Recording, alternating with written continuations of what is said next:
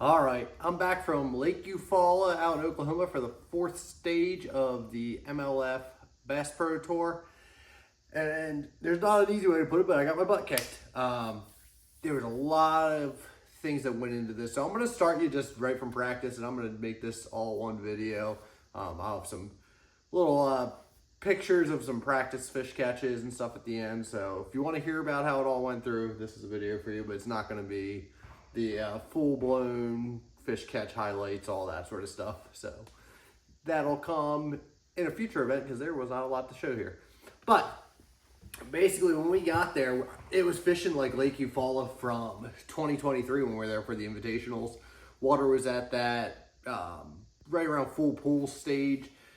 Set up very similar. I went to the area I got bit the previous year, got a couple bites in there. Went to another area that I got a couple bites at too, and picked one off there, or 2 or 3 off there. So first day of practice, I think I had 7, 8 bites. It was pretty solid. The water was a little bit dirtier, but the water temperature was also a lot warmer. So it was, I want to say, in that mid 60s range versus when we were there the previous year, where it was like probably mid 50s or even low 50s when we started. So they started spawning during the tournament. I think these fish may have spawned already, some of them.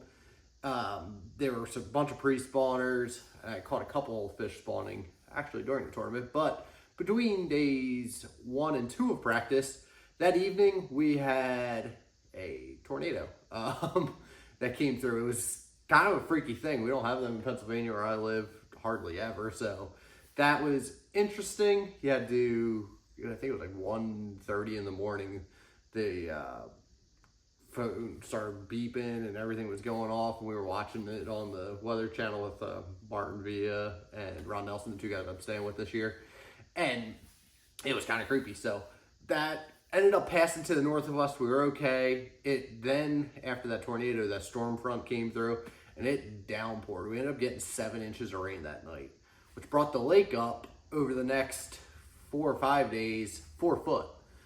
So basically day 1 of practice was completely wiped, changed everything. Day 2, I had 1 bite all practice, and part of that could have been my fault. I went and ran a bunch of stuff in that super dirty water away from the dam. I was trying to find something that's kind of off on its own. So that didn't happen. Like I said, I caught 1 fish, and that was actually when I ran towards the cleaner water I got that bite, so go figure. Day 3 of practice, the water is now still rising. Say it was now 2.5 foot up, maybe 3 foot up. It was probably 3 foot up at that point. And I went to an area, there's a little bit of a shad spawn going on, and they were biting the spinnerbait pretty good. I was catching them, just kind of reeling it real fast. Actually, I have it laying here. I put that Hayabusa trailer hook on there. That's always a good one to have. So that stinger was catching a couple of them that would have otherwise probably missed it. So when that happened, I basically was like, all right, shad spawn. There's fish up in these bushes. It's warm. The water's still rising at that point. There should be more fish coming to them, was what I had going in my mind. And I know we don't launch till 8 o'clock on the Bass Pro Tour, so we do miss a lot of that shad spawn bite. And that's exactly what happened on day 1. Is I went to go start my starting area. Nick LeBrun was on it. Went to my second area. Hayes was on one side at this point. I took the other side of the point. And with Score Tracker, you can see how people are doing. You can talk to your official and he'll tell you, oh, Dylan's got blank fish. Brune's got however many fish. And you can kind of use it to your advantage to a certain extent. At least it lets you get some information. And that morning, it was super slow for everybody. I don't think there was a fish caught. It took like 20 minutes for the first fish to get caught. And that's not normal. Usually they're racking that up super quick. It just goes, and you got to get on those fish fast. But that let me know where Nick started and Dylan started. The shad spawn wasn't really happening. I knew it wasn't happening in my spot, and I'm guessing it wasn't happening in theirs either, because we had that high sun. And it was kind of weird that there wasn't fish still left in there, because I actually went down it all with a spinnerbait quick, and I went back up and I flipped that Z-Man Gremlins into the bushes on a 1/2 ounce angler tungsten weight, and I was just picking it apart, just trying to generate some bites. And it didn't happen. So after that, I started running around, and I had an offshore bite the last day of practice, I forgot to mention. So I marked some other areas that had that similar offshore structure, a little bit of rock and whatever out there. And when I did that, I went to that spot, and I got thumped by something really hard. I was throwing a shaky head, just that Z-Man, Latimer's one here, that guy, with the 7-inch finesse worm.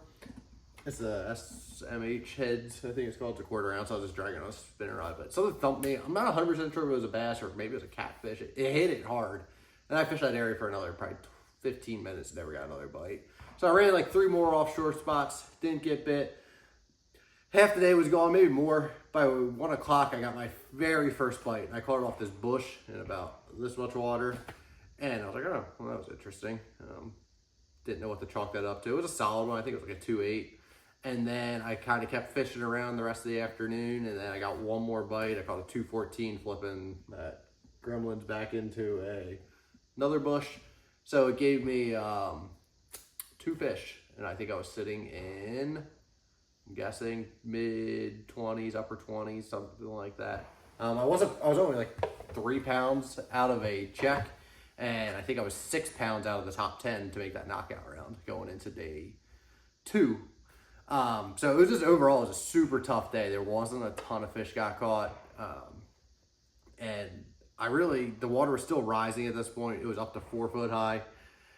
Day 2, and it kind of started to stabilize. My off day, it had stabilized a little bit, my day. So I would have, again, thought more fish are coming into these bushes, but I picked a rocky area to start, and I actually caught a lot of fish on my second day. I probably caught 15 to 20, but I only had 2 scorables. The first one, I caught on that shaky head the final day.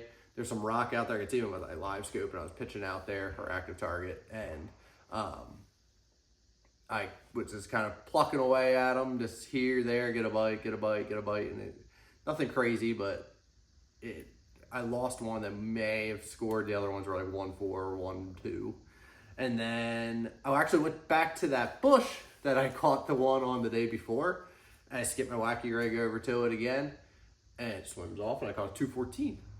Don't believe it was the same fish. This one has some like swords on its mouth.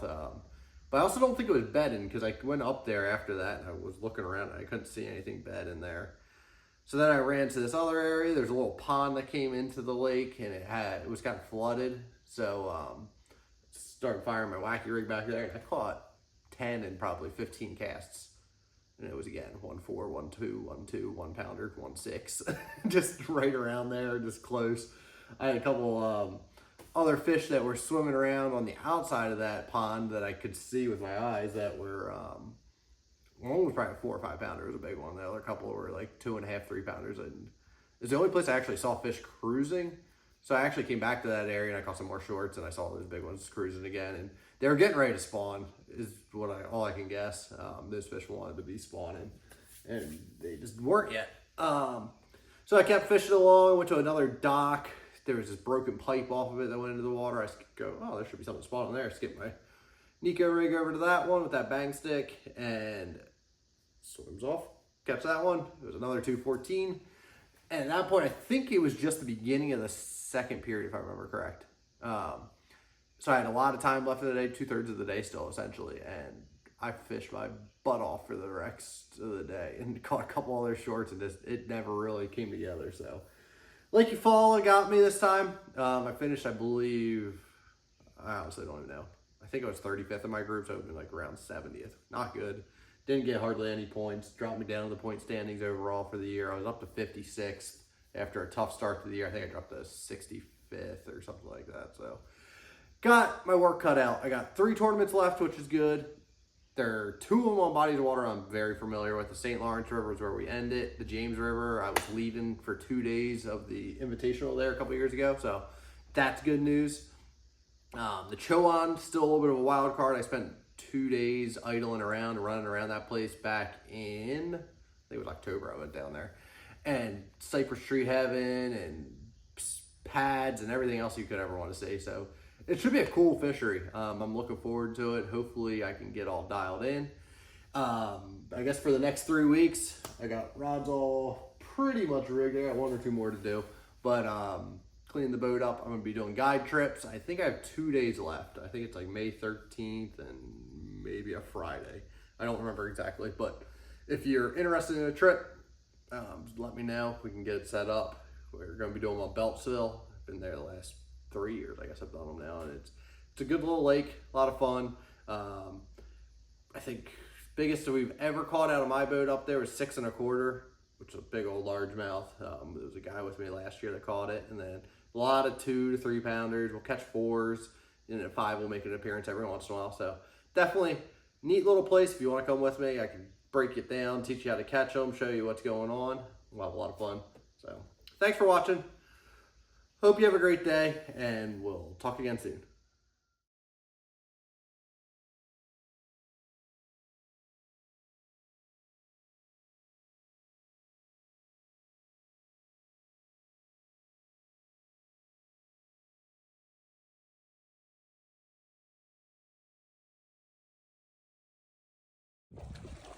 Spotted bass.